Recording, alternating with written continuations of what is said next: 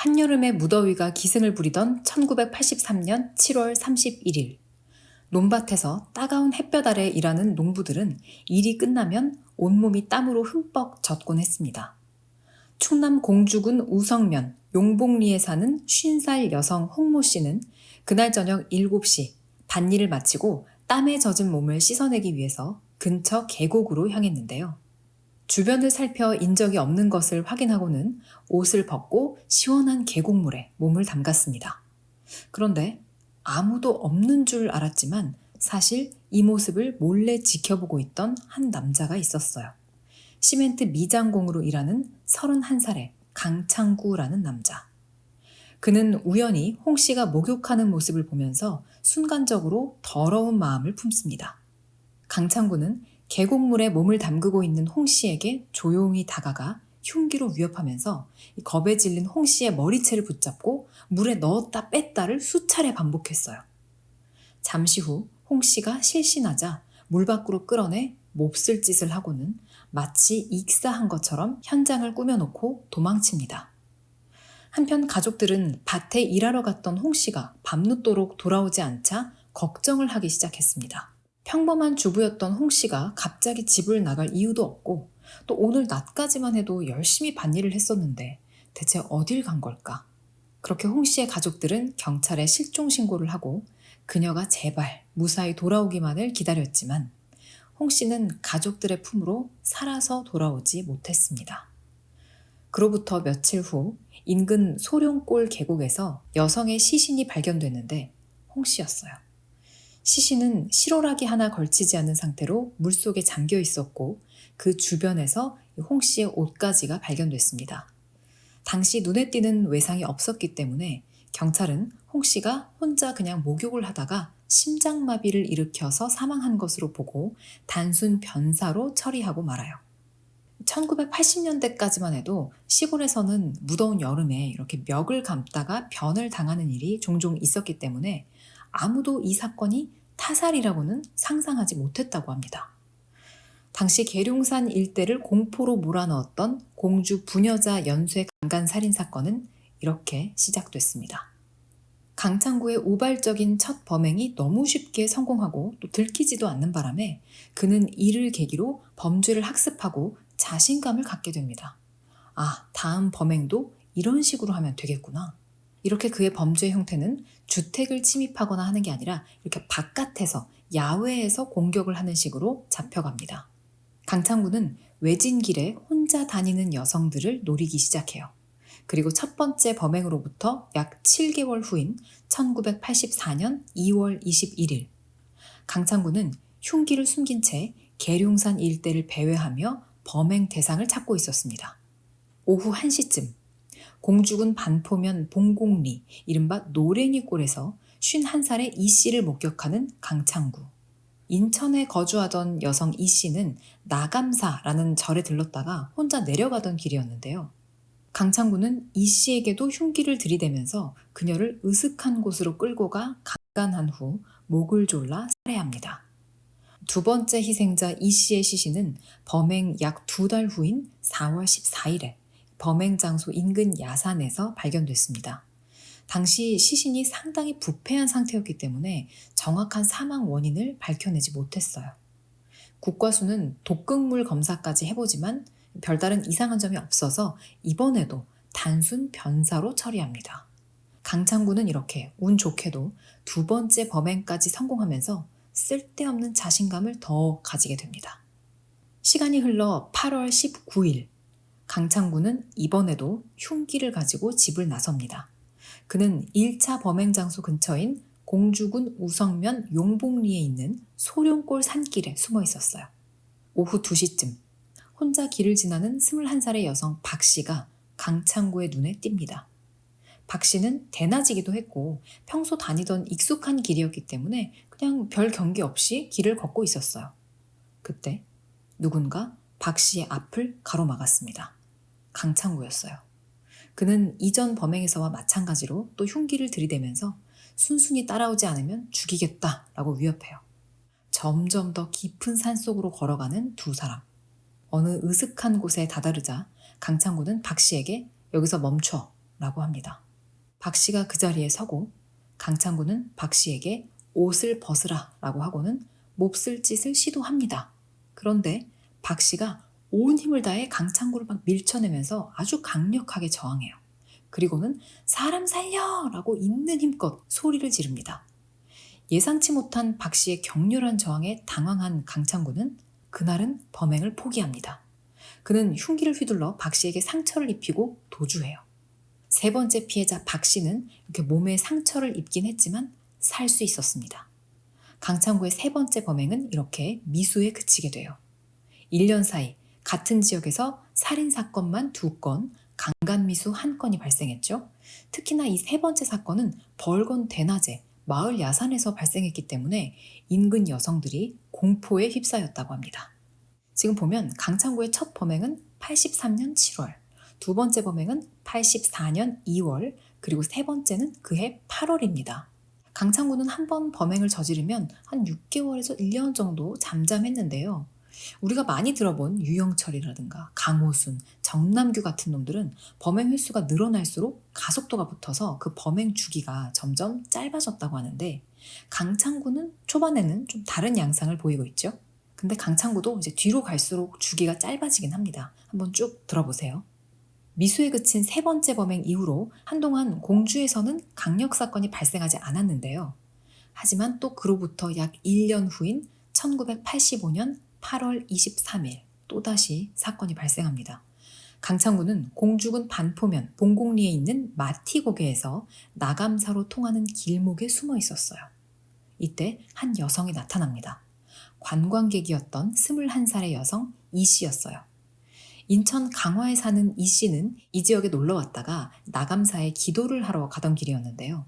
강창구는 이전 범행들처럼 역시나 이 씨를 위협해서 인적이 없는 계곡까지 끌고 갔고 이어서 그곳에서 이 씨에게 몹쓸 짓을 저지른 후 살해한 뒤에 주머니를 뒤져서 현금 15만 원을 빼앗아 달아납니다. 이 씨의 시신은 이로부터 약 한 달 후인 8월 말에 발견이 되는데요. 이때가 한여름이었기 때문에 부패가 너무 심해서 정확한 사인을 밝힐 수가 없었다고 합니다. 심지어 시신에서는 타살 정황도 보이지가 않았고 현장에서는 범행의 흔적이라고 볼 만한 단서도 발견되지 않았어요. 이 씨가 외지인인데다 목격자도 없어서 사건은 미궁에 빠지고 마는데요. 이야기를 이렇게 다 알고 이렇게 결과론적으로 돌아보는 입장에서는 굉장히 답답하게 느껴지죠. 강창구는 경찰들을 바보들이라고 비웃었고 자신이 마치 어떤 범죄의 신이라도 된 것처럼 의기양양했었다고 합니다. 자꾸만 범행에 대한 자신감이 붙고 그럴수록 그걸 멈출 수가 없었어요. 1987년 1월 29일 오후 강창구는 이번에도 나감사로 가는 산길에 숨어 불교 신자들을 노립니다. 이 장소와 수법이 완전 자기 범행 루틴이 된 것 같죠. 그렇게 기다리다가 오후 5시쯤 절에서 내려오는 47살의 김 씨를 발견하고는 뒤쫓아갑니다. 강창구는 자신의 범죄 수법대로 김 씨를 위협해 강간한 후 목 졸라 살해하고는 주머니에서 14,600원을 훔친 뒤 시신을 나뭇잎으로 덮고는 유유히 사라집니다. 피해자 김 씨의 가족들은 그녀가 귀가하지 않자 절에 간다고 나간 후에 연락이 끊겼어요 라며 경찰에 실종 신고를 접수하는데요. 경찰은 김 씨가 평소 다니던 길과 사찰 주변, 인근 야산 등을 수색했지만 아무런 흔적을 발견하지 못했습니다. 또 그로부터 한 달 후인 2월 28일 오후 8시쯤 강창구는 또 마을 입구를 배회하고 있었습니다. 이때 교회에 다녀오던 57살의 여성 서 씨를 봅니다. 서 씨는 집으로 가기 위해서 마을 진입로 옆에 논뚝길을 걷고 있던 중이었는데요. 강 씨는 서 씨를 흉기로 위협해 논바닥 가운데에 있는 집더미로 끌고 가서 이전 범행과 똑같은 짓을 반복합니다. 그리고 이번에도 역시 서 씨의 가방 속에 있었던 18,000원도 털어가요. 벌써 6번째 범행입니다. 5번째 살인이고요. 이번엔 깊은 산길이 아니라 넓은 논까지 나와서 범행을 저지르고 있습니다. 서 씨의 시신은 사흘 후 논 가운데 집더미 속에서 마을 주민에 의해 발견되는데요. 목 쪽에 찰과상이 있었고 신고 있던 버선과 아래쪽 속옷이 벗겨진 상태였어요. 이전에는 뭐 계속 별다른 단서를 발견하지 못했었잖아요. 근데 이번에는 확실하게 타살 그리고 성폭행 정황이 분명하게 포착이 됩니다. 그리고 이번엔 목격자도 있었어요. 실종 당일 저녁 8시 무렵 버스 정류장에서 서 씨를 봤다는 사람이 있었거든요.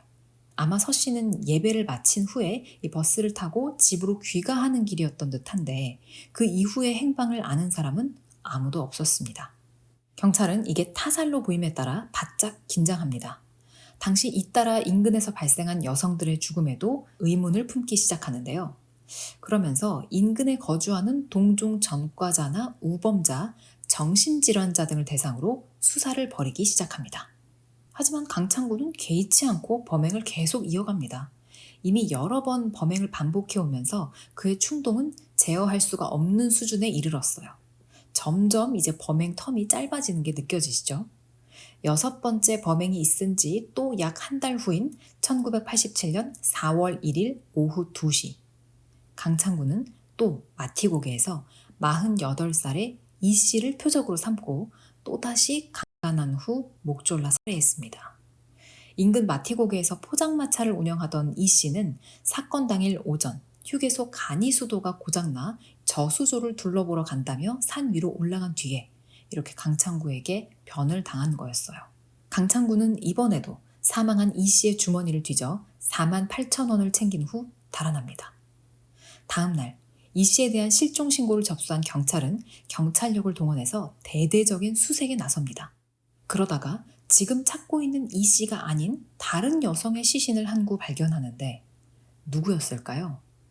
지난 1월 말에 절에 간다고 나간 후에 연락이 끊겼다라며 실종 신고가 접수됐던 47살의 여성 김 씨였습니다. 그때 수색했을 때는 찾지 못했는데 이번에 찾은 거예요. 당시가 1월이었으니까 한겨울 추운 날씨였기 때문에 시신은 부패가 많이 진행되진 않은 상태였어요. 김 씨의 시신 허벅지 부분에는 흉기에 의해 생긴 자상이 있었습니다. 김 씨가 발견되고 하루 뒤에는 지금 찾고 있던 이 씨의 시신도 추가로 발견이 됐는데 이 씨의 목에 피멍이 있었고 또 얼굴에는 손톱으로 긁힌 상처가 있었으며 하의가 허벅지까지 벗겨진 채 낙엽으로 덮여 있었습니다. 실종됐던 김 씨와 이 씨의 시신이 발견됨에 따라 경찰은 아마도 이 모든 게 동일범에 의한 연쇄살인일 가능성이 높다고 판단했어요. 피해자들이 모두 여성이었고 성폭행을 당했다는 공통점이 있었고 또 주로 낮에 인적이 드문 곳에서 범행을 시도한 걸로 보아 이 공주 일대 지리에 익숙한 놈일 것이다. 또 범행이 이 지역 주변에서 계속 일어난 걸로 봐서 인근 거주자일 가능성이 높을 것이다 라고 경찰은 판단을 합니다. 그리고 범인은 아마 금품보다는 자신의 성적 욕구 충족을 위해서 범행을 한 거라고 추정해요. 그런데 이 정도 정보와 추정만 가지고 수사망을 좁혀갈 수가 있을까요? 경찰은 대규모 수사본부를 꾸리고 수사에 들어갔는데요. 공주시 내에 동일수법 전과자 등을 용의선상에 올려놓고 알리바이 등을 집중 추궁하기도 하고 또 범행 인근 지역의 주민들을 대상으로 탐문 조사도 실시합니다. 그러다가 마을 주민과 인근 사찰의 스님으로부터 아주 결정적인 증언을 듣게 돼요. 이들이 마티곡의 정상을 배회하던 한 수상한 남자를 기억해낸 겁니다. 검정 옷을 입은 한 남자가 시내버스를 타고 가다가 이 마티곡의 정상에서 자주 내리더라 하는 증언이었어요. 보통 이 마티곡의 정상까지 버스를 타고 오는 사람들은 대부분 불교 신자라고 해요. 절에 가는 사람들. 그런데 그 남자는 불공을 들이러 온 것도 아니고 관광을 온 것 같지도 않은데 왜 여길 서성거릴까? 이상했던 거죠. 게다가 이들은 그의 인상착의까지 비교적 구체적으로 기억하고 있었는데요. 나이는 30대인 것 같고 항상 검정색 옷을 입고 다녔으며 키는 한 165cm 정도, 그리고 눈이 사시였다고 합니다. 얼마 후 수사팀은 또 하나의 중요한 단서가 될 만한 소식을 듣게 되는데요. 당시 공주경찰서 소속 형사들이 1985년에 공주의 한 마을 목장에서 일하던 어떤 남자가 같은 마을에 사는 부녀자를 상대로 몹쓸 짓을 벌인 사건이 있었는데 피해자랑 합의를 하고 목장에서는 쫓겨났다더라 하는 소문을 들었던 거예요. 이런 류의 이야기가 참 소문이 잘 나잖아요. 이 소문을 듣는 순간 형사들은 1984년 미수에 그쳤던 사건을 떠올립니다. 여러분도 기억하시죠? 강력하게 저항해서 그 몸에 상처를 입긴 했지만 변을 당하지 않고 살아남았던 21살의 박 씨, 강창구의 세 번째 범행이었죠. 이 사건을 떠올리고 혹시 같은 사람일까 싶었던 거예요. 그래서 경찰들은 이 소문에 등장하는 그 남자, 피해자와 합의를 보고 목장에서 쫓겨났다는 그 남자를 찾기 위해서 목장으로 한번 찾아가 보는데 목장 주인이 당시 사건을 정확하게 기억하고 있었습니다. 몹쓸 짓을 저지르고 쫓겨난 그놈의 얼굴과 이름까지요. 누구였을까요? 충남 공주시 옥룡동에 살던 30대 독신남, 미장공으로 일하고 있던 강창구였습니다. 목장 주인이 이야기한 그 남자의 인상착의와 이전에 스님이 이야기해준 인상착의가 비슷했어요. 수사팀은 그날 밤 11시 40분경 강창구의 집을 급습해 잠을 자고 있던 강창구의 손에 수갑을 채웁니다. 체포 당시 강창구는 모든 것을 체념한 듯 잡으러 올 줄 알고 있었다라고 말하며 의외로 순순히 경찰의 체포에 응했다고 해요. 그리고 그렇게 그동안 억울한 죽임을 당하고 단순 변사 처리됐던 여성들이 모두 강창구에게 당했다는 사실이 세상에 밝혀집니다. 강창구는 1983년 7월부터 1987년 4월까지 6명을 죽이고 1명은 강간하려다 미수에 그친 것으로 드러났습니다. 20대에서 50대까지 나이도 가리지 않고 무자비하게 범행을 저질렀는데요. 1983년부터 1987년까지 강창구가 충청남도 공주시에서 연쇄살인을 한 이 시기는 화성 연쇄살인 사건 시기와 좀 겹쳤어요. 당시 범죄 수법도 매우 비슷해서 1919년 9월 이춘재가 유력 용의자로 밝혀지기 전까지는 이렇게 거리가 먼데도 화성 연쇄살인 사건도 강창구가 저지른 게 아니냐, 강창구가 범인이 아니냐 하는 추측도 있었습니다. 하지만 화성 사건 이춘재의 경우에는 결박이 있었고요. 가학적인 공격이 이루어졌었는데 이 공주 사건 강창구의 경우에는 성적 공격이 목적이 되는 형태로 조금 차이가 있다고 전문가들은 분석합니다. 자, 그럼 강창구가 도대체 어떻게 자랐길래 이런 괴물이 되었을까? 이런 비뚤어진 욕망을 가지게 됐을까? 강창구는 어릴 적부터 정서적인 결핍이 심했다고 해요. 경기도 안성에서 3남 1녀 중 막내로 태어났고 2살 때 공주로 이사를 와서 그곳에 정착했는데요. 4살 때 어머니가 세상을 떠나면서 제대로 된 돌봄을 받지 못했다고 합니다. 그는 태어날 때부터 왼쪽 눈이 사시인데다 소아마비로 다리를 약간 절었어요. 이 때문에 어릴 때부터 친구들에게 놀림을 받기 일쑤였고 초등학교 2학년 때는 학교도 그만두면서 기본적인 정규 교육마저 받지 못했습니다. 사춘기 시절인 17살 때에는 간질병까지 생겼어요. 여자들은 강창구가 쳐다보기만 해도 기겁을 하면서 도망을 가거나 아주 노골적으로 싫은 티를 냈다고 합니다. 그래서 여성과 교제한 적이 단 한 번도 없었고 당연히 결혼도 하지 못했죠. 정서적인 결핍, 신체적인 결합, 그리고 주변 사람들의 멸시와 냉대 속에 그는 쭉 외톨이로 살았습니다. 이렇게 지내면서 강창구의 가슴 속에는 분노가 쌓이고 있었어요. 그는 여자들이 자기를 보고 피할 때마다 해코지를 하고 싶은 마음이 들었다고 합니다. 여기에 비뚤어진 욕정까지 더해져서 아무런 잘못이 없는 자기랑 전혀 상관이 없는 여성들을 상대로 이렇게 범행을 하게 된 거였습니다. 범죄자에 대한 서사를 부여하는 걸 경계해야 되잖아요. 이렇게 자랐다고 해서 범죄를 저지르는 게 자연스럽고 당연하고 용서받아야 한다는 것이 아님을 강조드리겠습니다. 강창구는 성인이 된 후에는 둘째형 집에 얹혀 살면서 시멘트 미장공으로 생계를 이어갔다고 하고 연쇄살인 이전에도 절도, 폭력, 공무집행 방해, 강간 등으로 2년 6개월을 교도소에서 보냈다고 합니다. 그리고 30대가 되어 이렇게 6명의 무고한 여성들에게 몹쓸 짓을 하고 살해하기까지 한 거죠. 그는 살인, 강도, 강간, 시체 유기 등의 혐의로 재판에 넘겨져 사형이 확정됐습니다. 그리고 1990년 4월 17일 흉악범 9명과 함께 사형에 처해졌어요. 강창구는 자신의 눈과 콩팥 등 장기를 사후 기증했다고 합니다. 오늘은 공주 연쇄 살인 사건과 범인 강창구에 대해서 알아봤습니다. 저는 다음 시간에 다른 이야기로 다시 찾아오겠습니다.